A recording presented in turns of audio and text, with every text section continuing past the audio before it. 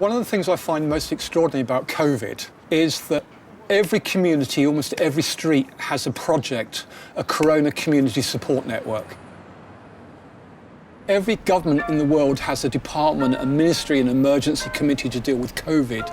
And yet across the world today, fewer people would die of COVID than ever would die of poverty. London is the place for me. London, this lovely city. You can go to France or America. The We Care Food Bank is a community food project which feeds people in crisis, whatever their circumstances, regardless of colour, faith, gender. Oh my God, it's on a huge pallet. If we did not get the food delivery that we get from FareShare, people would be starving to death, and that would be the story we'd be hearing about, not the corona deaths, but those that are literally starving to death. We are getting a weekly delivery from FareShare. It will be about 4 to 5 tons of food. It's very random. We don't know exactly what we're going to get. Oh, pineapples. Yes, please. FareShare can physically only deliver what the warehouses and the supermarkets donate to them. And so it's everything, as you see, so randomly, you know, pot noodles and Angel Delight. Everybody's going to be eating beans and carrots this week. Before the coronas kicked off, we were feeding between 25 and 30 vulnerable families. We are now feeding with 4,600 households. We don't really get any funding because of the diversity of our client base, the fact that we cover so many different boroughs, and the fact that we operate from people's houses. We don't have a base at the moment. We did have a base in Deptford, but our rent went from £7,500 to £32,000 a year. So we had to close, we couldn't justify it. And we now operate from people's front rooms and their kitchens, which is not ideal. This is my home, yeah. It's called Food Bank Towers. So this is where we keep all of our dry stuff. So this is like coffee, tea, shampoo, light bulbs. People seem to think that it's always about food. Sometimes you need a light bulb. Thanks, Charlotte. So you're doing Sally, okay? Can you manage? Instead of having a stranger deliver your food every week, we started to match our volunteers to people in crisis. But I put everything she asked for on the list, and there's a few extras. Thanks a lot. Thanks, Charlotte. I've got her another education book for the kids, but on maps and things. Because of their dietary thing, I've tried to match exactly what you wanted. It's not just a matter of putting food in a box and putting it on somebody's doorsteps. You really have to think about what options the people who receive that food have. Kenneth is an elderly gentleman who is in isolation, can't get out, can't leave the house, and his old school, so he likes white bread, beans on toast, ready meals. He doesn't cook, doesn't have a microwave, and so it's very limited what he can have. Hello, how are you, Kenneth? If you have a stranger every week that just arrives at your doorstep and just leaves a parcel, it can be very demoralising. So every week they get a phone call to see how they are, and then the buddy checks what food they want, what do they need, how they're coping, and that way we're able to build this sort of network that goes beyond Corona. And Kenneth, tell me about, is the tooth still bothering you? Yeah. Is it? Well, oh yeah. I was reading... People are completely unaware about the numbers going hungry. And I just know that the work that we do saves lives. Today you've got 4 parcels. Yeah. We're running out of storage, so we need carry bags, we need boxes. Oh, and they've got the green plastic ones. I'll get those back for you today. Got a children's book, some bread, some milk. Ooh, these look nice. Got some good raspberries there. What's this? Angel Delight. Yum. Oh, these innocent smoothies. I think we're going to be giving these away for weeks.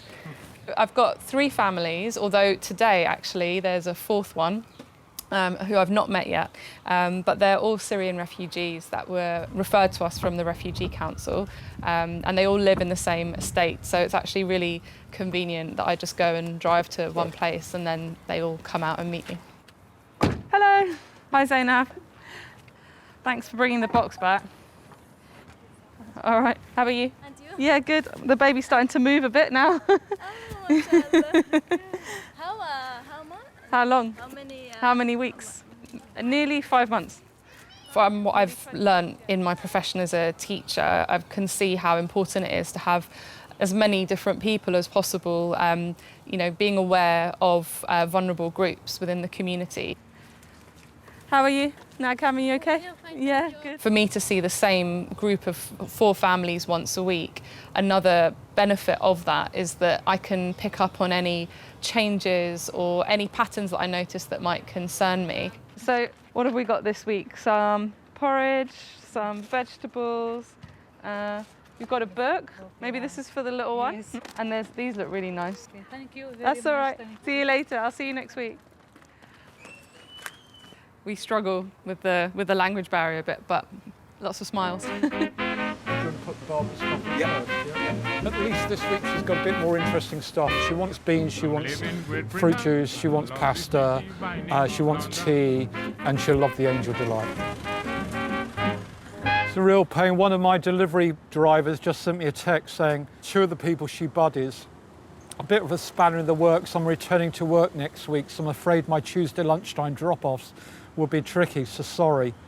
Do you want me to try and find a replacement for me? I'll continue to do them until you get someone, so won't leave you in the lurch. So this is the problem now, people are going back to work. We've got no delivery drivers. London is the place for me. London, this lovely city. Oh, it's so lovely. You can go to France or America, nice. India, Asia, or Australia. Barbara arrived as part of the Windrush generation in Deptford. She was the first woman to be running a food bank from her house. Before they were called food banks, Barbara was doing it since the 1970s. A minute. Barbara Raymond is probably one of the most extraordinary women I've ever met in my life. We both collectively run We Care together and then with a board of volunteers. I'm 83. I'm born 1936. I said, age is a number. I don't carry it on my back. I go about my business, do my business. Eh? So what? You're going to put age in your... Oh, no. That is not in my Calabrich, darling dear. No, that's not in my book. To me, I say, catch me if you can. When people are in crisis, they go to Barbara because they trust her. And everybody knows her activism and everybody knows that if you need help, that's where you go. Is it put it on your back or you mean I'm not running. Let me do it, Barbara. Yes, sir. Yeah, John is there. John's there, is he? Okay. Oh, yes, it's coming very handy.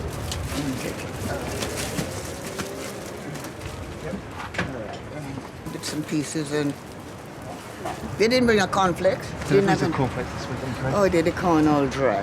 A cornflakes in big demand at the moment. In many of these things is in demand and so forth. The choice that you have, you'd have to go to the shop. But when you come here, is what you get. Take it. Hello, my darling. How are you? Oh, dear. You're just in time, baby. Just in time. Do I come in or stay? No, come darling, dear. Oh, okay. The breeze blow out the sickness, so there's no sickness coming in No, here. it's all right. It's all right. Barbara deals with people who just need to top up with food. How much is the milk? How much is 2. Sometimes you just need that booster. Yeah. And there's nothing wrong with going to food banks. You know, some people find it, we shouldn't go. No, it's actually a help. Especially when finances do kind of hit. Absolutely. What I have told the kids, you have to be grateful and appreciative that you are being able to eat 3 times a day, even more. Because once they're at home, they're more in the fridge than ever. And it's absolutely, drives you up the wall. But I do tell them you have to be grateful because there is kids out there that literally are only getting 1 meal a day. And school is literally their life. If you think about the numbers that get school dinners, children getting free school meals because they're seen on poverty, just think that child is not the only person in poverty. They come from a family that's in poverty, and those people are all going hungry. So I don't, This has been great help, though, Miss Raymond, so thank you. You're welcome, my dear. You want Thanks a anything lot, that yeah. Mom say, you want anything, you can just call me, Yeah, definitely. And so because we get the things Do you get the things, yeah. And that's what I do. We don't judge anybody. We don't ask for vouchers. You don't go through a process. If you're that desperate, you need to ask for food. then we would be there to help you. You want anything else to support, you just phone me, see? Yes, All Miss right. Rema, thank you. Enjoy it. You take what you get and appreciate it. If you don't want it, you pass it on to somebody else. And that's it. London dear, is the place for me. London. COVID has proved that when there's a will, we can come together as a world to tackle it. And so therefore, for me, poverty is the next big issue. The COVID, may be short term, but we have mass unemployment coming down the line, and there's no guarantee we won't have a second wave. There's been a real battle to feed the numbers that we do. We need to look at long-term sustainable funding, so we want to have a community shop rather than a charity that people go because you're desperate. We want something that everybody can engage with that is affordable and self-sustainable. At the moment, we are actively looking for locations, ideally on a high street and ideally in Deptford, because that's where our heart and soul and our spirit and our people are. I'd rather wish there wasn't a need for a food bank. I wish people were paid enough that they don't actually need this type of requirement. But the reality is we're a long way off. We need to be able to create the model that goes ongoing. So anybody that watches this today, if they or anybody in their family suddenly find themselves in a crisis, they know who to call.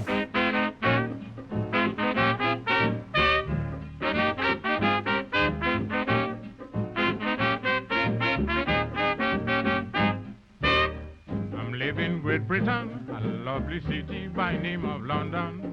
The terror living in Great Britain, a lovely city by name of London.